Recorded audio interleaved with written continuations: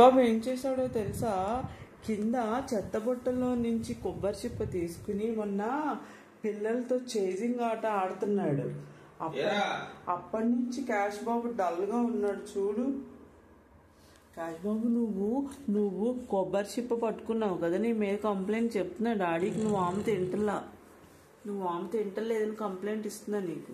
వీడు నీరసంగా ఉన్నాడు, ఏది చెత్త పట్టుకుని వచ్చేసాడు బయట నుంచి. క్యాష్ బాబు ఇట్లా నువ్వు ఇట్లా దగ్గర ఏం తిన్నావా? తిట్టద్దంటున్నా. సారీ కన్నయ్య, తిట్టకలే, అడిగి తెలియదుగా పాపం. ఏనా తెచ్చుకోకూడదు కదా క్యాష్, బయట నుంచి ఆ బ్యాడ్ థింగ్స్ తెచ్చుకుంటే కడుపులో బాంబులు పెరుగుతాయి నీ కడుపులో, అవునా కదా? మరి చెప్తే వినాలి కదా. ఏంటది అన్నా నేను, అదేదో చెత్త నోట్లో పెట్టేసుకున్నావు. అలా పెట్టుకోకూడదు క్యాషు, బ్యాడ్ థింగ్స్ అవన్నీ.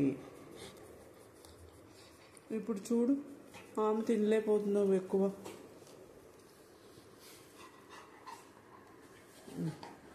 డాడీ నీకు ఇంజెక్షన్ చేపిస్తాడంట, దాక్కుంటున్నావు కానీ నా పక్కన. నీ కడుపులో నలతగా ఉందేమో అని డాడీ ఇంజెక్షన్ చేపిస్తాడంట నీకు. తెలుసా? అబ్బో గారాలు. ఇంజెక్షన్ చేపించే కాశ్ బాబుకి, ఇంజెక్షన్ చేపించేసే కాశ్ బాబుకి. తోక కొడుతున్నాడు.